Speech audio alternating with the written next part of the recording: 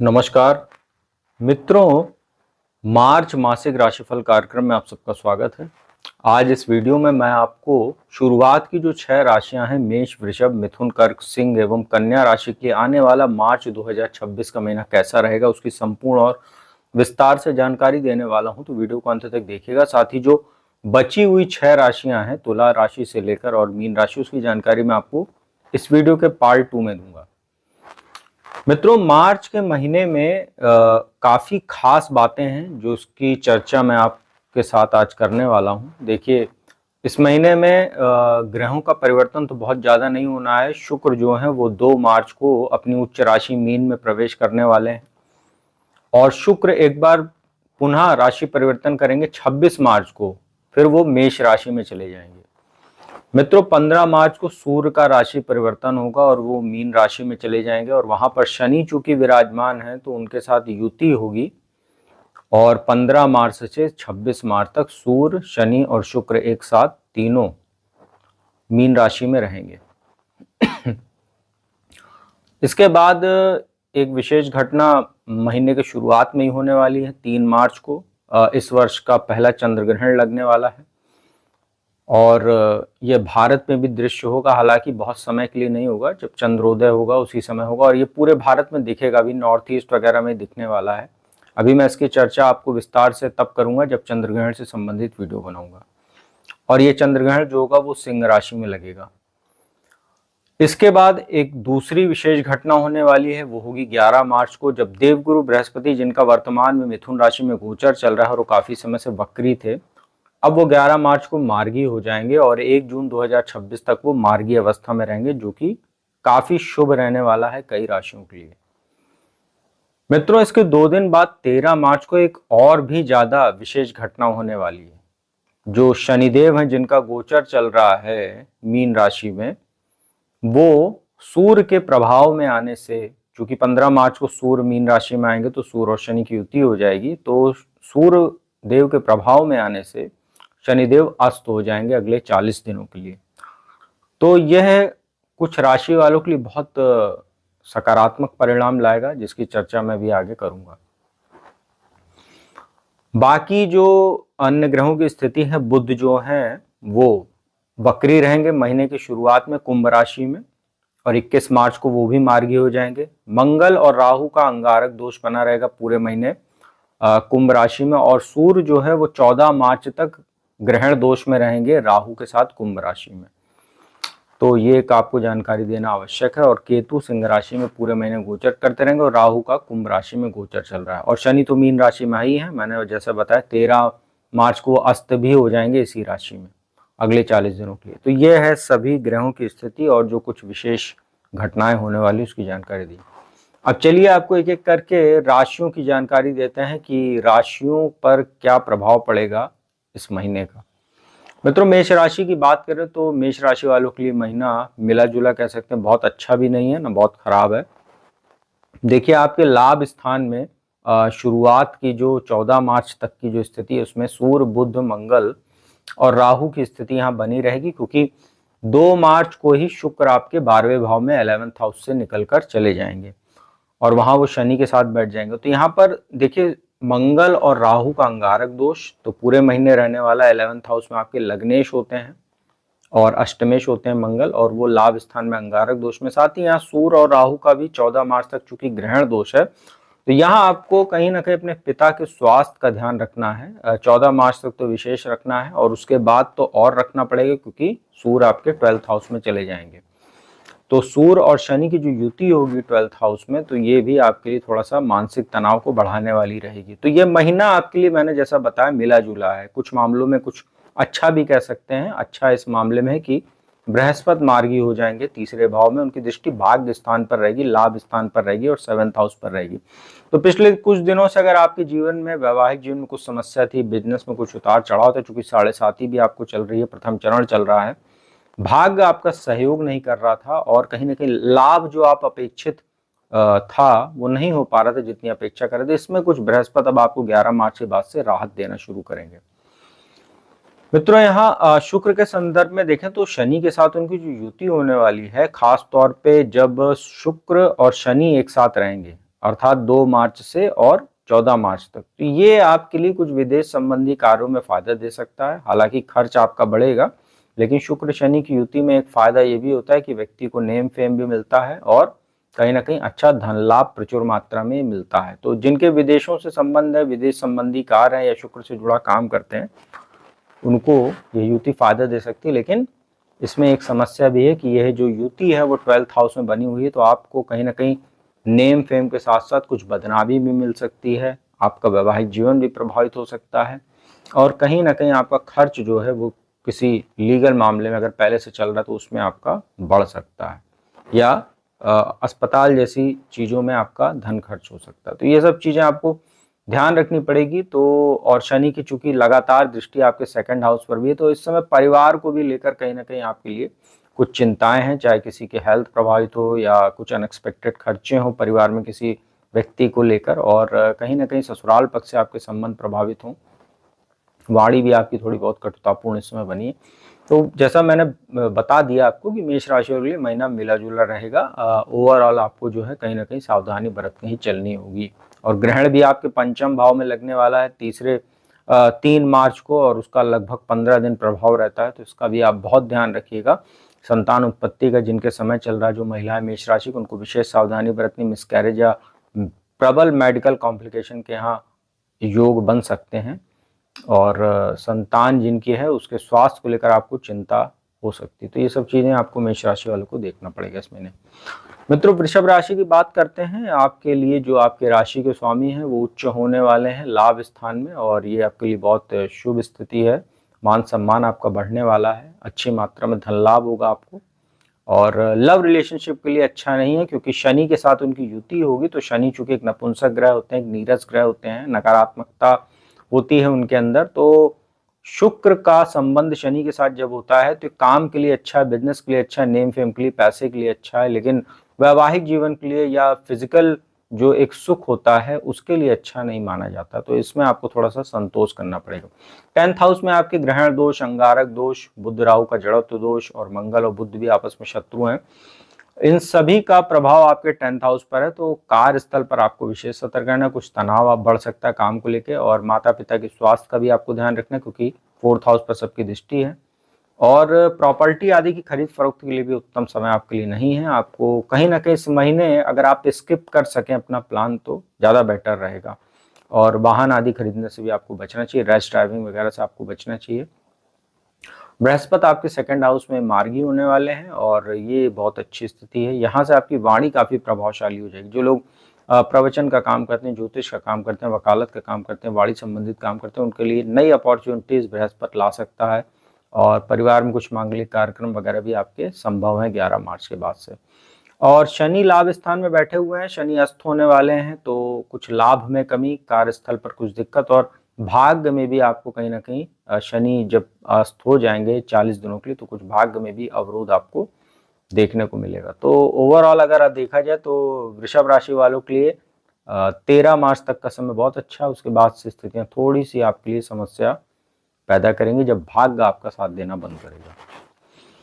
बात करते हैं मिथुन राशि की। आपके लिए ये महीना कोई बहुत खास नहीं है, आपको भी कहीं ना कहीं धैर्य रखना चाहिए। अभी स्थितियां आपके लिए अनुकूल नहीं है। उसका कारण क्या है कि आपके भाग्य स्थान में अंगारक दोष, ग्रहण दोष, जड़त्व दोष, इस तरह की स्थितियां बनी हुई हैं। तो पिता को लेकर कुछ चिंता है आपको, पिता का स्वास्थ्य प्रभावित हो रहा है, उनके साथ कुछ मतभेद हो रहा है, वैचारिक मतभेद, और कहीं ना कहीं आपके आत्मबल में भी कुछ कमी देखने को मिल रही है। हालांकि यहाँ पर एक अच्छी बात आपके लिए क्या है कि लगन में चूंकि बृहस्पति बैठे हुए हैं, और बृहस्पति 11 मार्च को जब मार्गी हो जाएंगे, उनकी दृष्टि भाग्य स्थान पर पड़ेगी। तो जितने भी अशुभ प्रभाव आपके भाग्य स्थान पर, तो वहां से जो पिता को लेकर कुछ चिंता है या मतभेद है या किसी भी प्रकार की कुछ समस्या भाग्य को लेकर आ रही थी, उसमें बृहस्पति थोड़ा सा आपकी बढ़ोतरी करने का काम करेंगे, उसको सुधारेंगे। क्योंकि लगन में बृहस्पति है, तो केंद्र स्थान में बृहस्पति बैठते हैं, तो कई प्रकार के दुर्योगों को खत्म करने का काम करते हैं। और शुक्र की जो स्थिति आपके केंद्र में आने वाली है 10th हाउस में, तो आपके लिए मालव्य नाम के एक महापुरुष राजयोग बनने वाला है 2 मार्च से 26 मार्च तक।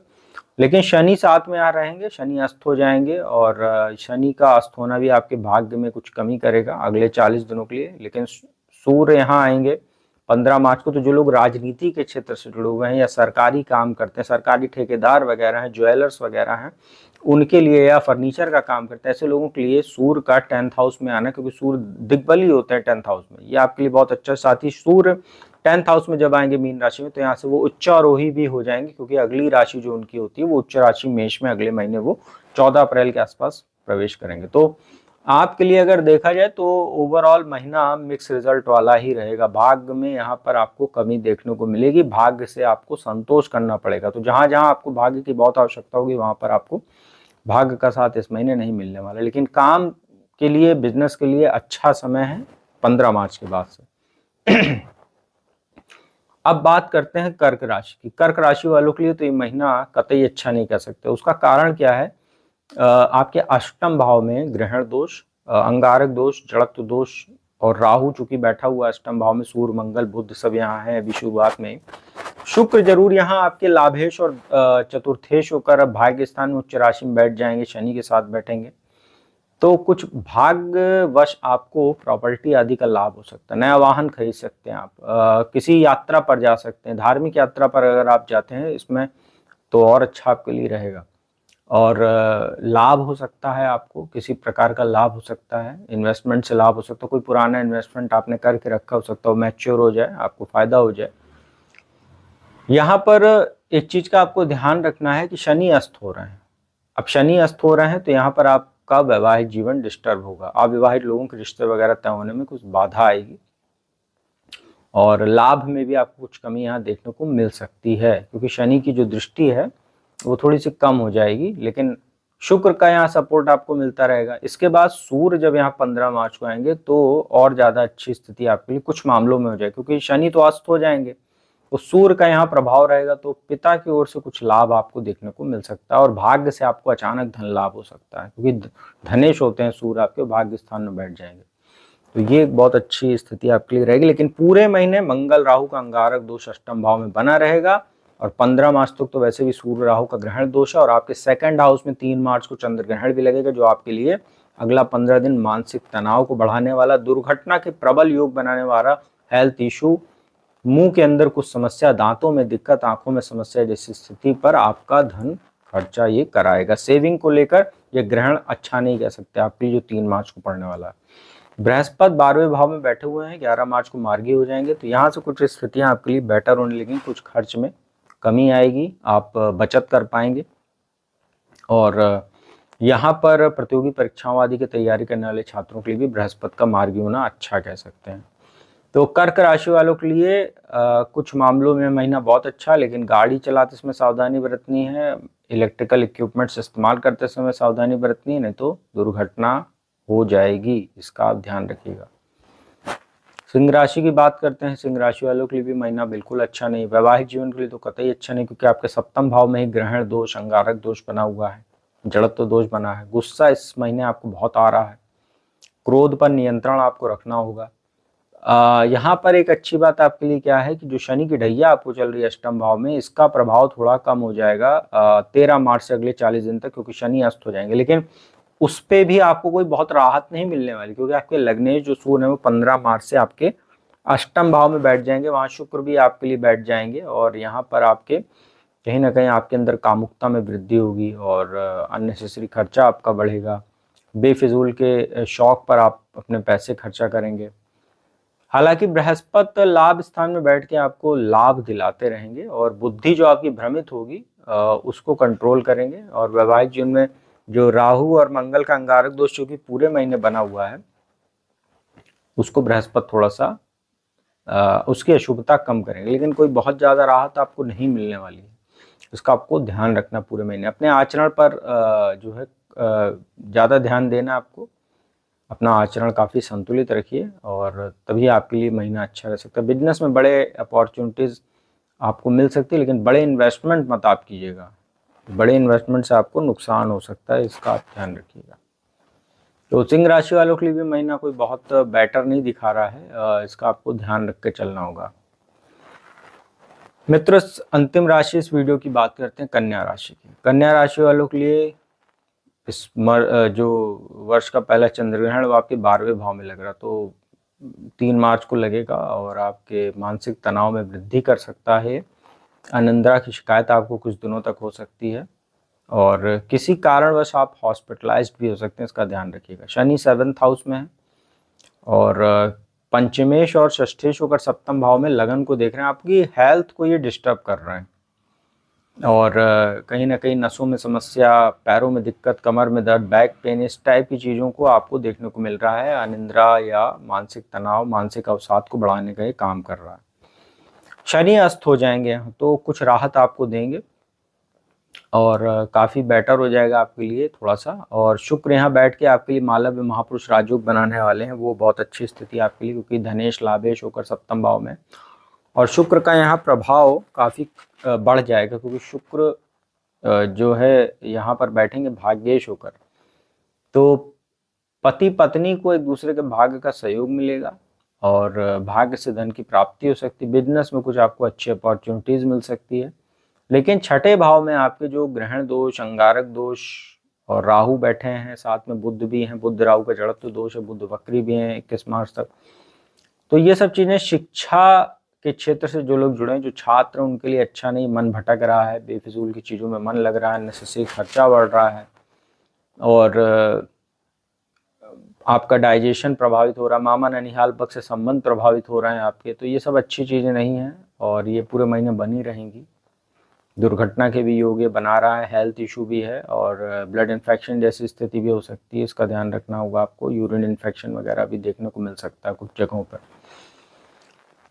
तो आपके लिए एक मामले में जरूर ये महीना अच्छा है कि 10th हाउस में बृहस्पति गोचर कर रहे हैं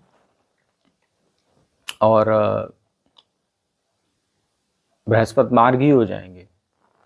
उनकी दृष्टि धन भाव पर है, 4th हाउस पर और छठे भाव पर है। तो जितना नुकसान ग्रहण दोष, अंगारक दोष पहुंचा सकते हैं, 11 मार्च के बाद से बृहस्पति मार्गी होकर जब दृष्टिपात करेंगे छठे भाव पर, तो उन सब चीज़ों में आपको थोड़ी राहत देंगे और बृहस्पति आपको धन लाभ भी कराएंगे और आपकी वाणी को भी प्रभावशाली बनाएंगे। 2nd हाउस पर दृष्टि डालकर, 4th हाउस पर दृष्टि डालकर माता के स्वास्थ्य में कोई समस्या थी उसको दूर करेंगे और कुछ प्रॉपर्टी आदि में इन्वेस्टमेंट के या भौतिक सुख साधन को बढ़ाने के अवसर भी आपको बृहस्पति दे देंगे।